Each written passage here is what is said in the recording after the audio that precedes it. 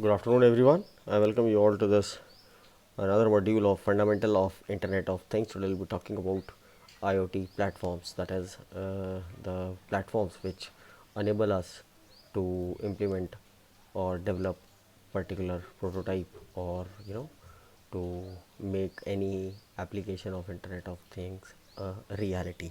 So, to start with, we'll be starting with the software platforms for Internet of Things. So first in this series we'll be talking about OpenWSN. So OpenWSN was a project basically undertaken at University of California, Berkeley.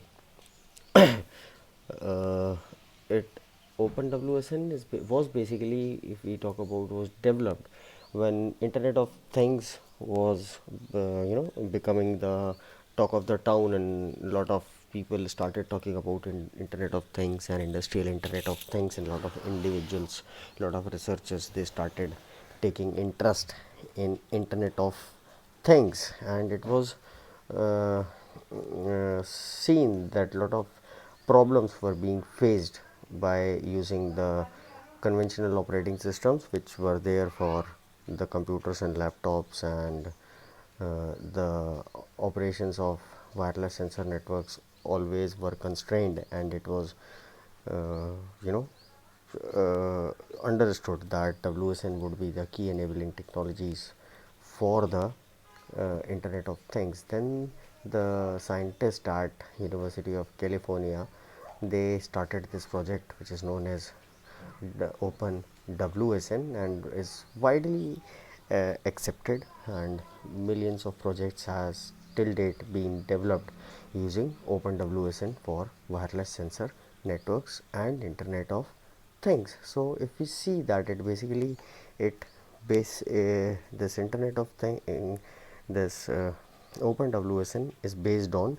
REST architecture, and if we see the foundation of OpenWSN, it is IEEE 802.145.4 physical layer or MAC layer, implementing the IEEE 802.15.4 in TSCH based concept. TSCH is basically your time slotted channel hopping. It is basically the time slotted channel hopping. Various signals are modulated, or time spaced using time slotting and channel hopping. So this was basically the foundation of this. And above, if we see the MAC layer, we see the low power lossy network stack, and RPL is also used. RPL is also used in non storing mode, and this complete protocol stack is complemented by implementation of 6 low WAN and Internet Protocol version 6. And it also used COAP. COAP, if we talk about, is a constrained application protocol. It basically was developed. COAP was basically again developed by University of California, was basically developed to support these constrained devices, enable them to sense, store, communicate the data securely to the base station. So this Open WSN is widely used, and basically is based on what you call as REST architecture, and along with this hardware was also developed, that is open mode. We'll be seeing that in hardware section. So next in this uh, software is TinyOS. So TinyOS is basically a free open source BSD license operating system designed for low power constrained devices.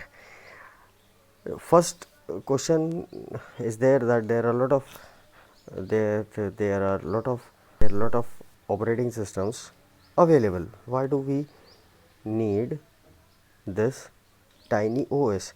So one thing is that multi-threaded architecture of a conventional operating systems make it difficult to be implemented as it is to the constrained wireless sensor network, or constrained devices they are, that are sensors because of their low processing and what you call as storage and uh, energy issues with them.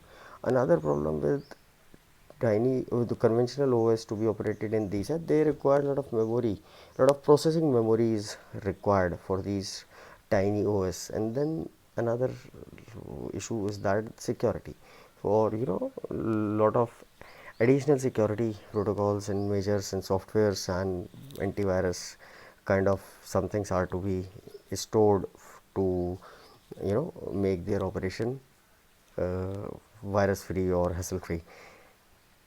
So इतनी ज़्यादा facility is not available with our sensors. So it was thought that for specific application, tiny or lightweight operating system should be developed, which allows us to be used easily with the sensor networks or sensors, and enables sensors to have the ubiquitous computing and process the information in whichever manner they are developed to process it. So TinyOS is a very lightweight operating system that is developed to enable sensing, communication and processing the information for the particular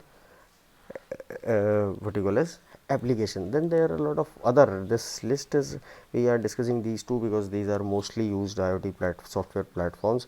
Otherwise this list is basically endless. And then Contiki is there, Mentis is there, and a lot of other thing is there. Contiki again is a open source and very portable multitasking operating system for memory efficient network embedded systems and WSNs. They have been a lot of projects which are implemented using Contiki also. But as for academia is concerned, what you call as this TinyOS is widely used, is most widely used.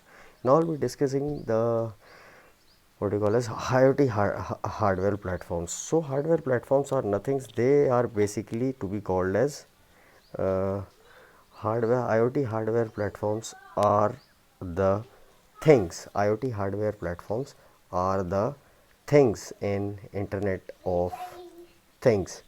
They are the most main entity of Internet of Things.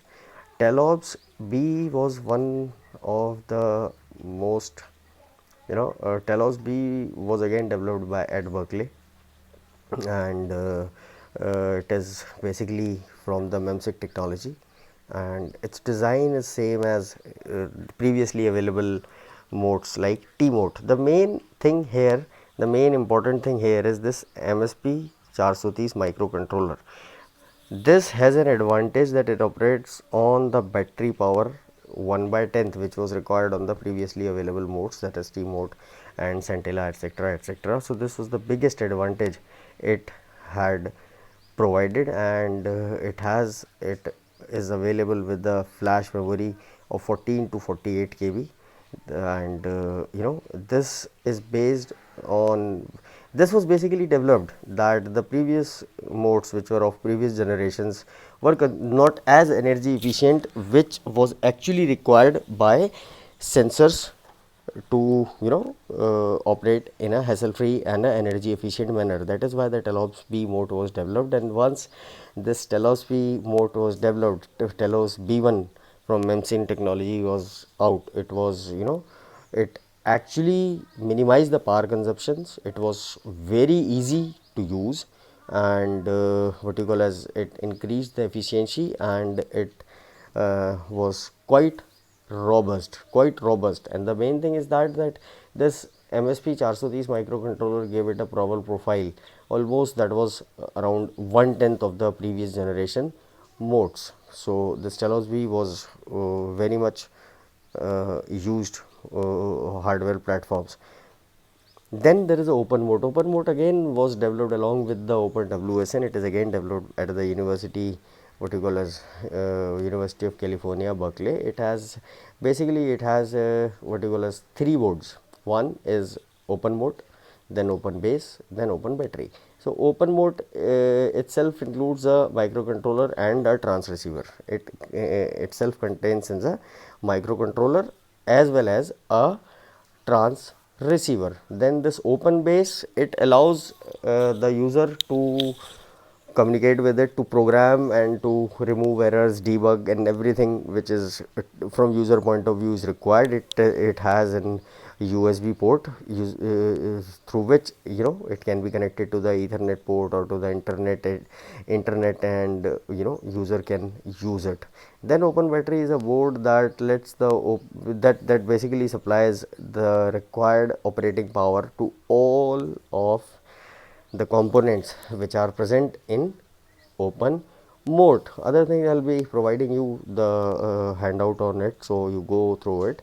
It is basically based on XB layout, and the most important thing that we should actually be remembering about these open mode is that these combined, the open mode, the component interactions and available sensors and connectors are one, very user friendly, two, very easy to operate. Then open mode can run multiple operating systems. That is, open mode is compatible with multiple operating systems, like we discussed Contiki, OpenWS के लिए तो बना ही था, then FreeRTOS also, RIoT, and most important thing is that they can be categorized in class 0 constraint devices. They can be categorized in class 0 constraint devices. Then another, Arduino, Raspberry Pi, and all of this again is an exhaustive list, endless list. It is technically impossible to write all the hardware platforms today which are available in the market. It is technically impossible to remember and to tell all these things. One of the one which I remember, one Particle.io is one of the most end-to-end IoT platforms which are emerging these days.